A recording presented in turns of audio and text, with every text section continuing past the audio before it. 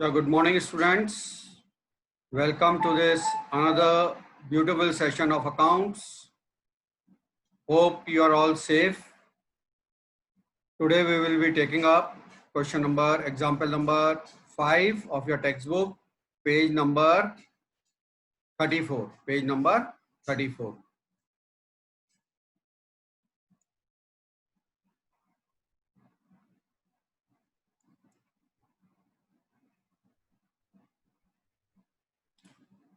Messrs. Sudarshan Trader is a partnership firm in which Ram and Krishna are partners sharing profit and losses in the ratio of 3:2. They are partners sharing profit and losses in the ratio of 3:2.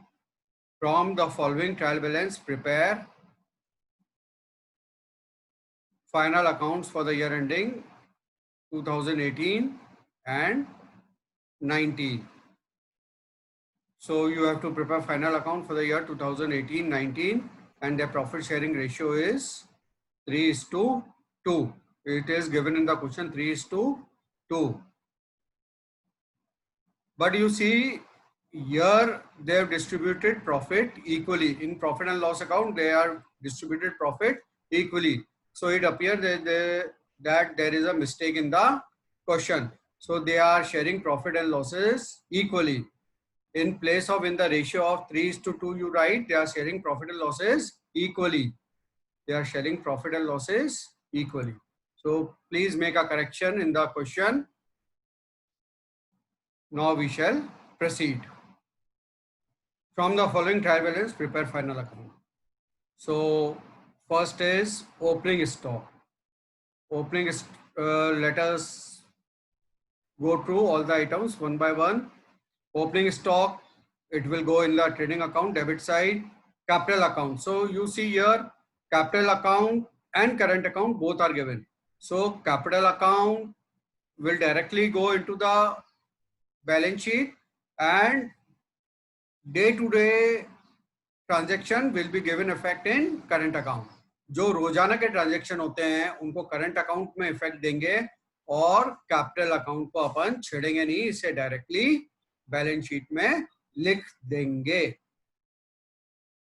तो इसको liability में transfer कर देंगे और इसको current account के balance को current partners का करंट अकाउंट बनाएंगे और करंट अकाउंट में ट्रांसफर कर देंगे.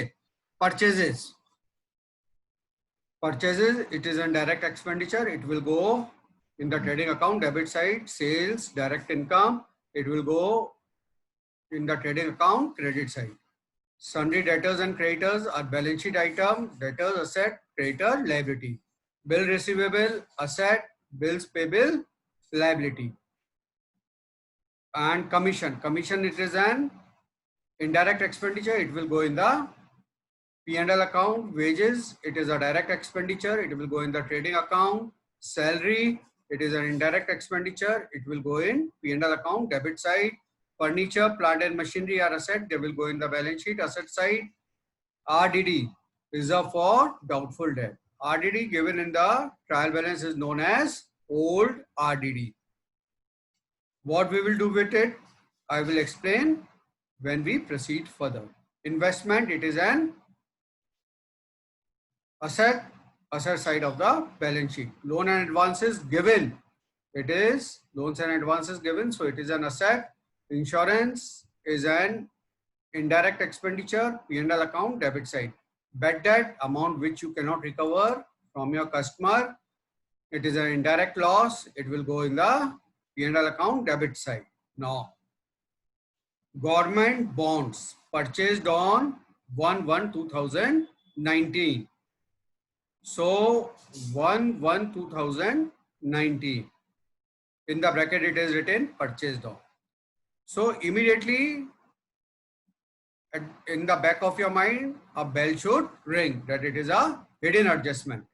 12% government bond will go in the balance sheet and you have purchased in January. So January, February, March. 3 months interest receivable adjustment you will have to do. It will be shown in the credit side of P&L account and that interest will be also be added. Second effect, that interest will be added to the government bonds in the balance sheet. It is an asset. Credit items, let us see. Current account, capital balance, this all we have covered. You see one point was there, Ram capital balance is credit, so it will appear in the credit side. But Krishna have a debit balance, so it will appear in the debit side. How? I will show you when we do the sum. Then we have stock in hand. Closing stock, trading account, credit side, and balance sheet, asset side.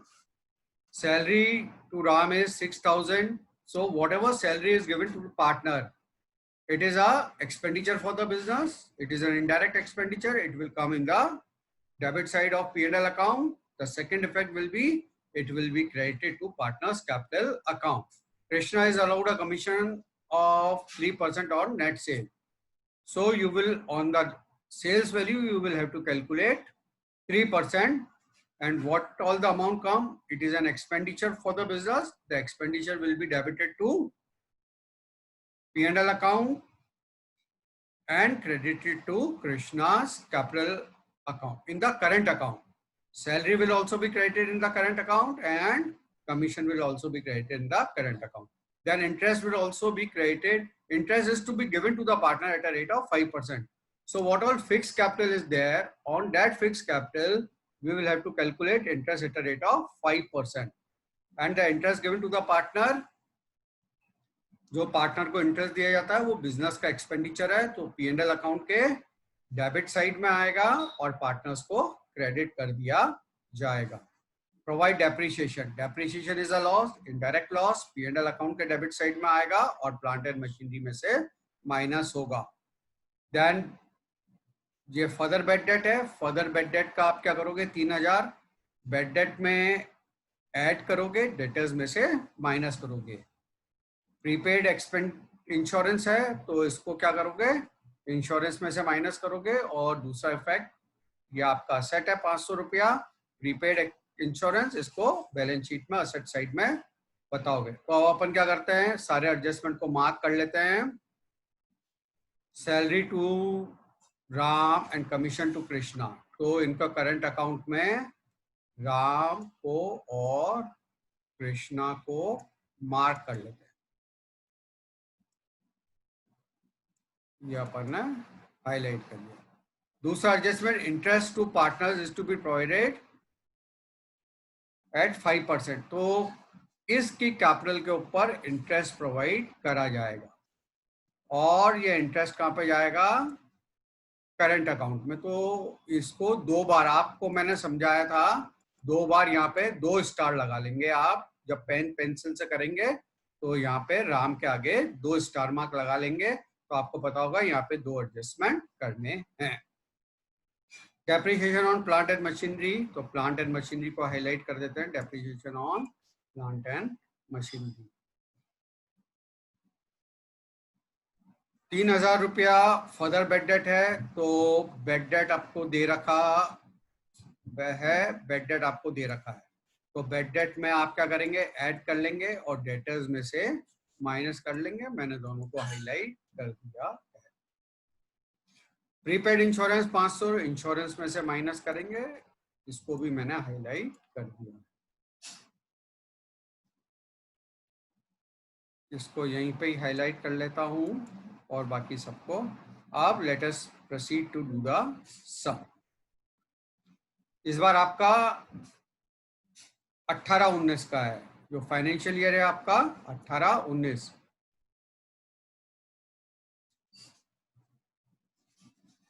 for the year ending. So first transaction is opening stock 36,000. So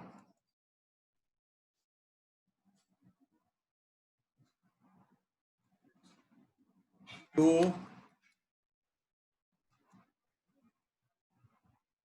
opening stock 36,000. Okay. Then capital account.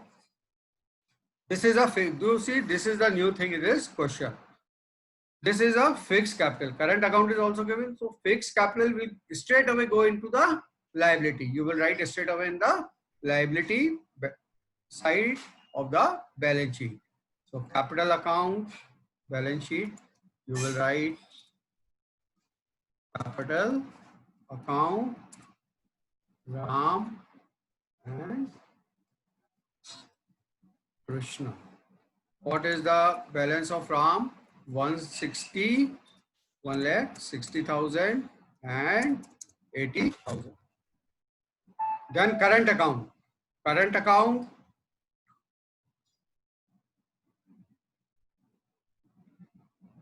Ram is a credit balance. Ram have a credit balance. So we will go in the partner's capital account. Ram have a credit balance. So we will write by balance BD. You see here I have written partner's current account. So Ram have a credit balance of 8,000, I suppose. 8,000. Then Krishna have a debit balance. So debit balance will be written this side. To balance BD, how much is the amount? It is 4,000. 4,000. Then purchases 1 lakh. So in the trading account, we will write there are no purchases returned. So straight away we can write in the outer column 1 lakh. 1 lakh. Then we have sales 2,08,000. We have no sales return, straight away outer column by sales 2,08,000. Here I am taking both the debit and credit items side by side. और first I could have taken, पहले मैं debit item ले सकता था, बाद में credit ले सकता, लेकिन यहाँ पे मैंने साथ साथ ले लिए. राम और कृष्णा के एडजस्टमेंट हैं, मैंने हाईलाइट कर रखा है. ये अपन देखते हैं कि इनमें क्या करना है. राम में क्या एडजस्टमेंट है और कृष्णा में क्या एडजस्टमेंट है, तो अपन एडजस्टमेंट देखते हैं. Ram is allowed a salary of 6,000. तो 6,000 सैलरी देनी है, तो आप पहले लिख देंगे यहाँ पे टू सैलरी टू राम. ये खर्चा है तो खर्चे को यहाँ पे लिख देंगे. पार्टनर को 6,000 रुपीज दिया है तो पार्टनर्स कैपिटल करंट अकाउंट में चले जाएंगे और यहाँ पे लिखेंगे by salary to partner. Ram को कितना 6,000 रुपया सैलरी दिया है और कृष्णा को सेल्स के ऊपर 3% कमीशन दिया है. वर्किंग नोट में जाते हैं. 3% कमीशन है. सेल्स का वैल्यू कितना है? सेल्स का वैल्यू अपन ने देखा था 2,08,000. तो 2,08,000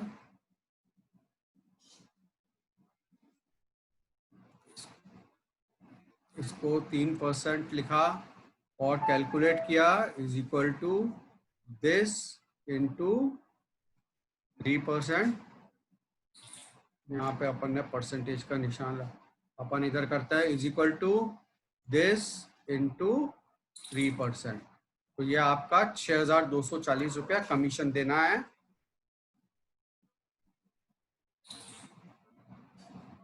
बाय कमीशन ऑन सेल्स 6,240. एक तो पार्टनर को क्रेडिट कर दिया, दूसरा P&L अकाउंट में चला जाएगा. टू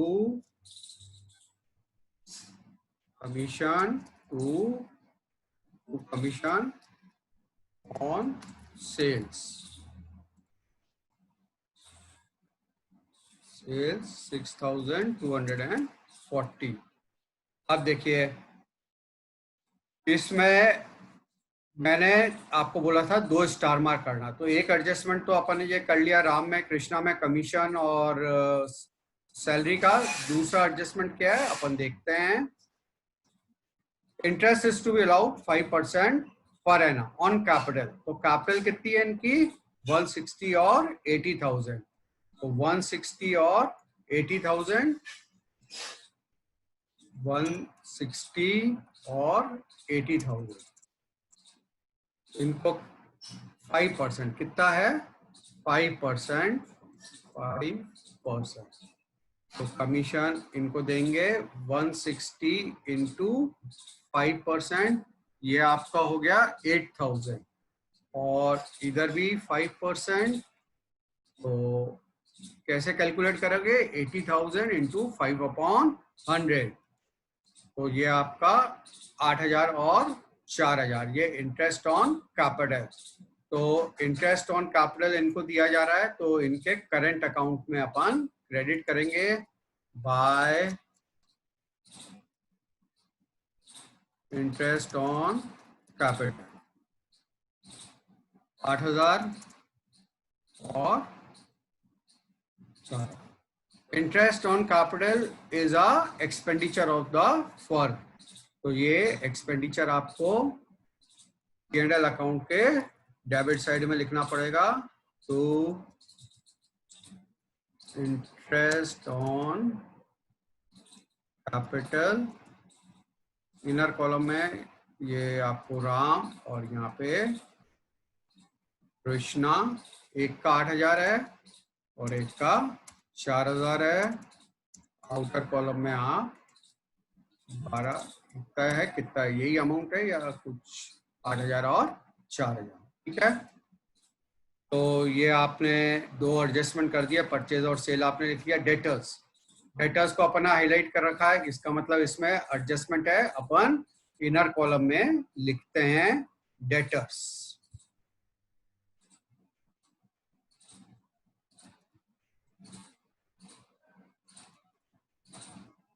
डेटर्स इनर कॉलम में डेटर्स का अमाउंट है 1,73,500, 1,70,500। उसके बाद क्रेडिटर्स 41,800। इसमें एडजस्टमेंट है, ये अपन ने इनर कॉलम में लिखा। अब क्रेडिटर्स, क्रेडिटर्स 41,800, कोई एडजस्टमेंट नहीं है, सीधा आउटर कॉलम में लिख दिया। बिल रिसीवेबल 47,000 असेट है, bill receivable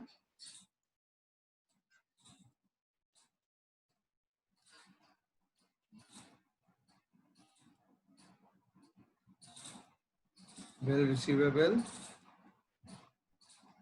47,000,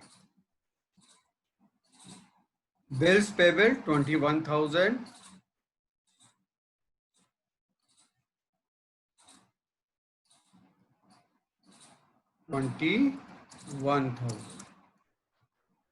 bills payable 21,000. Commission is a expenditure, P&L account indirect है, P&L account पे डेबिट साइड में 2,800 टू कमीशन, ये सेल्स पे नहीं है, कमीशन 2,800। उसके बाद वेजेस, वेजेस डायरेक्ट खर्चा है, to wages 1,760। Salaries direct expenditure है, P&L account debit side, to salaries 3,000 रुपया। उसके बाद फर्नीचर, फर्नीचर आपका असेट है, बैलेंस शीट आइटम 25,000 रुपया।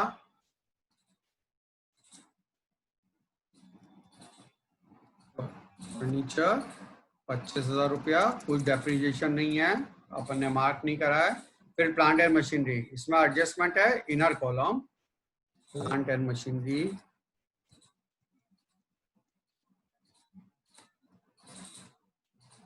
63,000। उसके बाद इस पे डेप्रिसिएशन कितना है बच्चों, डेप्रिसिएशन 5% है। 63,000 पे 5%, तो वर्किंग नोट बनाते हैं अपन 63,000, इसके ऊपर 5% कितना होगा ये अपना 63,000 को 5/100 से मल्टीप्लाई करेंगे तो 3150 ये आपका डेप्रिसिएशन है, less depreciation 3150 is equal to this minus this. दूसरा इफेक्ट डेप्रिसिएशन का P&L अकाउंट में, to depreciation on plant and machinery 3150। बच्चों ये दोनों खर्चे अपने को आउटर कॉलम में लिखना है, ठीक है। उसके बाद अपना आरडीडी, आरडीडी का क्या करना है अपन को, ट्रायल बैलेंस में जो आरडीडी दे रखा है वो आपका कौन सा आरडीडी होता है, ओल्ड आरडीडी। तो ओल्ड आरडीडी को अपन बेड डेट और फर्दर बेड डेट में से अपन देखते हैं क्या करते हैं, आरडीडी। पहले अपन क्या लिखेंगे, बेड डेट, फिर ऐड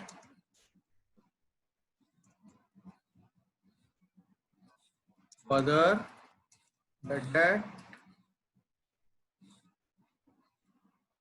और जो भी टोटल आती है उसमें न्यू आरडीडी ऐड करते हैं। न्यू आरडीडी यहाँ पे दे नहीं रखा है तो अपन क्या करेंगे, less old RDD. Old RDD अपना कितना है, इनर कॉलम में अपन 1000 रुपया लिख लेते हैं। इन्वेस्टमेंट अपना असेट है, असेट का क्या करेंगे अपन, इन्वेस्टमेंट को असेट में, बैलेंस शीट में असेट में लिख देंगे, इन्वेस्टमेंट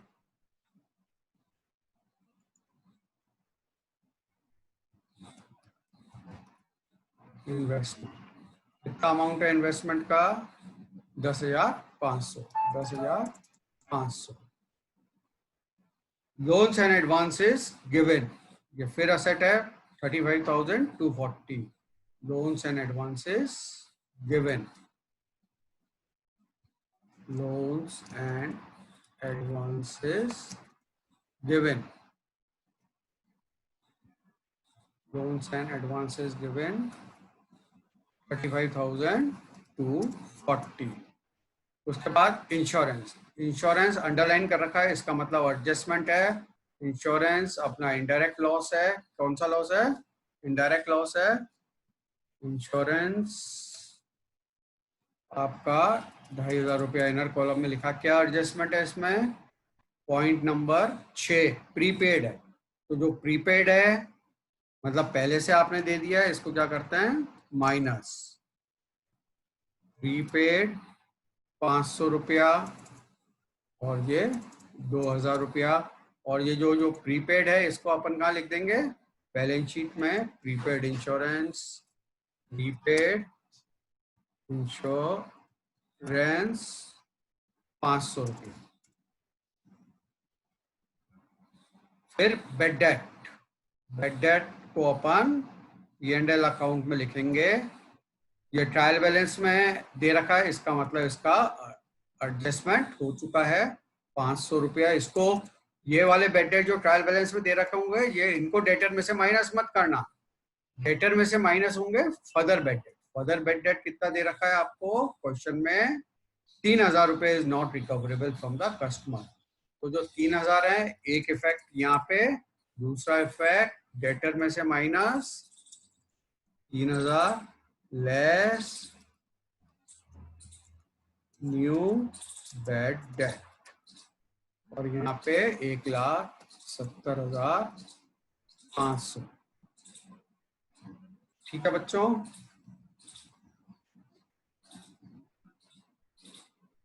उसका टोटल करा आपने 3,500, उसमें से ये माइनस करा तो ये आपका 2,500। 12% गवर्नमेंट बॉन्ड 15,000 रुपया, ये असेट है आपका। 12% गवर्नमेंट बॉन्ड, 12%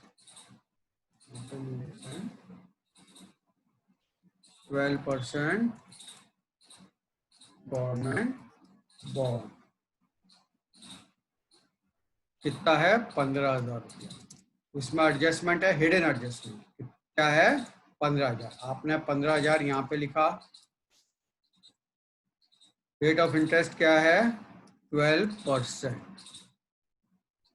तो साल भर का इंटरेस्ट कितना होगा मैं समझाता हूँ। 15,000 इंटू 12/100 आपका कितना हुआ? 1,800। अब बच्चों ये अपन ने परचेज कब करा था? 1 जनवरी 2019 में।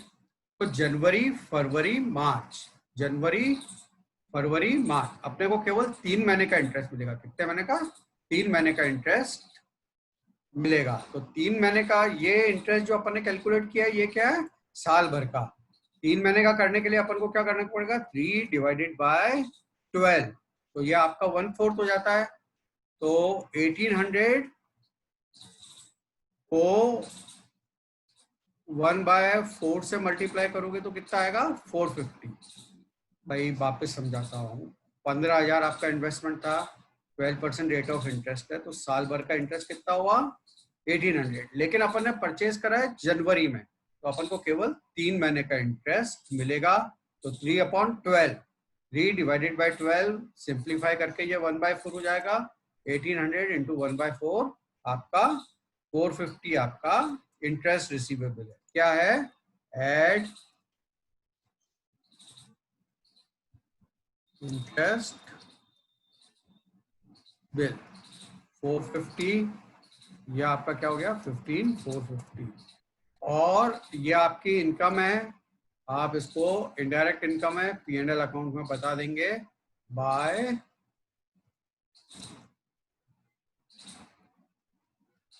इंटरेस्ट 450। ठीक है। फिर स्टॉक, स्टॉक दो जगह जाएगा, ट्रेडिंग अकाउंट और balance sheet. By closing stock 38,000 और बैलेंस शीट पे भी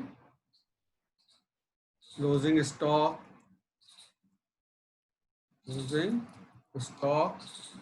38,000।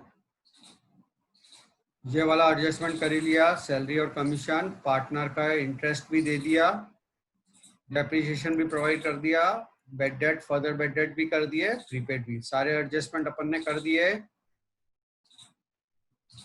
अब अपन क्या करते हैं? पहले ग्रॉस प्रॉफिट या ग्रॉस लॉस निकालने चलते हैं। यहाँ पे क्रेडिट साइड की टोटल कर लेते हैं। क्रेडिट साइड की टोटल आपकी 246, उसमें से देखते हैं डेबिट साइड की टोटल कितनी है? 137,760। इन तीनों को ऐड करा तो 137,760, 137,760। अब क्रेडिट साइड बड़ी है, डेबिट साइड कम है, तो यहाँ पे प्रॉफिट है। इसमें से आप क्या करोगे? इसको माइनस करोगे तो 1,08,240, 1,08,240, ये आपका क्या आ गया? Gross profit. To gross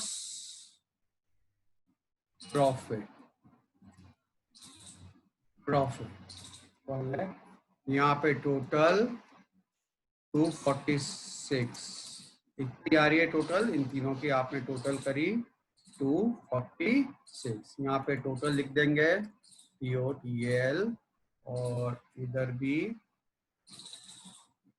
TOTAL, और इसको आप क्या करोगे, डिलीट कर दोगे।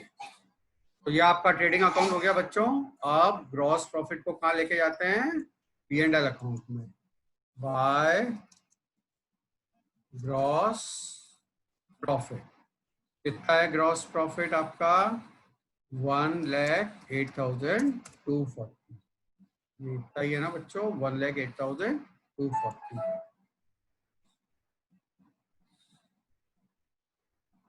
ठीक है, अब अपन क्या करते हैं, इस साइड की टोटल लगा लेते हैं, इज इक्वल टू SUM, सम।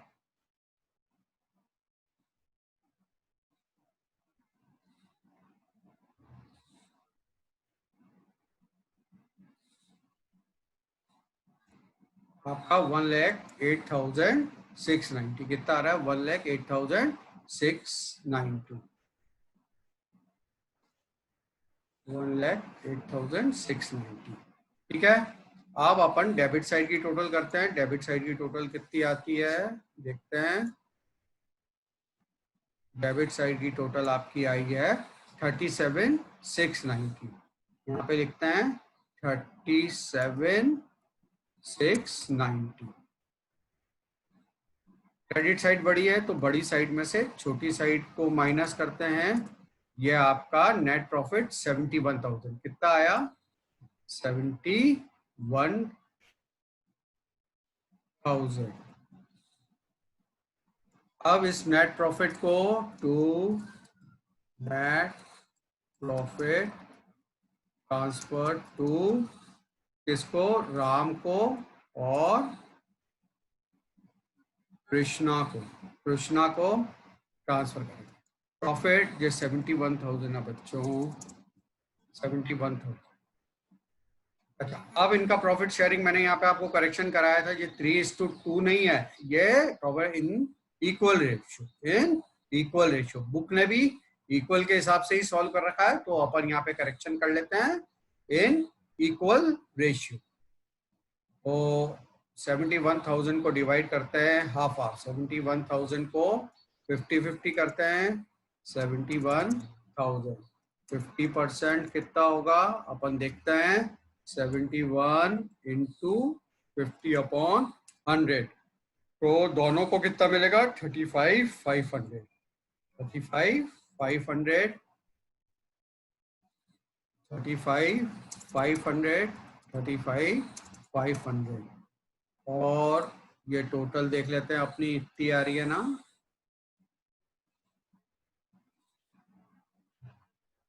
1,08,690, 1,08,690। ठीक है, तो ये अपना प्रॉफिट हो गया।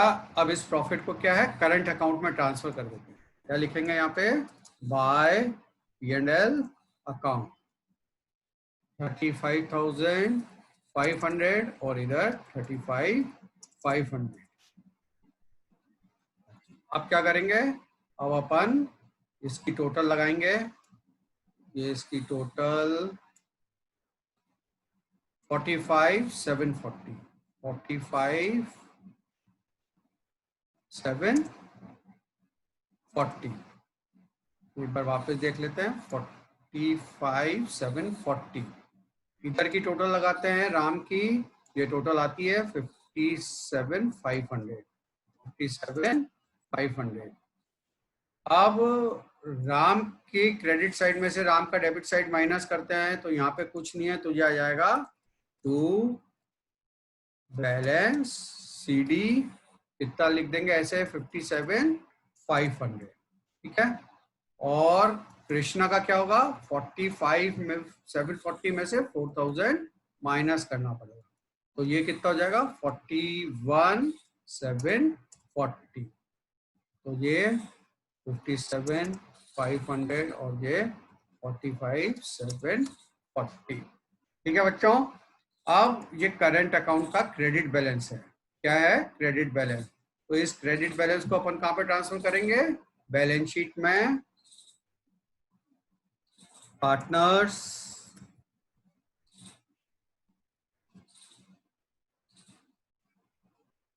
Current account, partners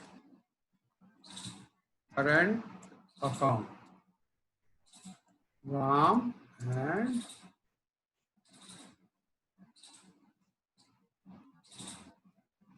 Krishna.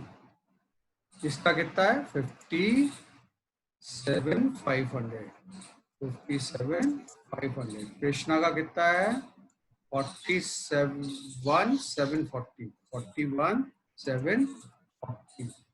तो इधर भी आउटर कॉलम में 240। अरे इन दोनों का टोटल आउटर कॉलम में लिखना पड़ेगा ना, वैसे ही इनका टोटल भी आउटर कॉलम में लिखना पड़ेगा। ये हो गया। अब इधर का टोटल लगा लेते हैं। इधर का टोटल कितना आता है 4,02,040, 4,02,040। इधर का टोटल देखते हैं कितना आता है। इधर का टोटल भी 4,02,040। अपनी बैलेंस शीट बड़े आराम से टैली हो गई। ये भी टोटल और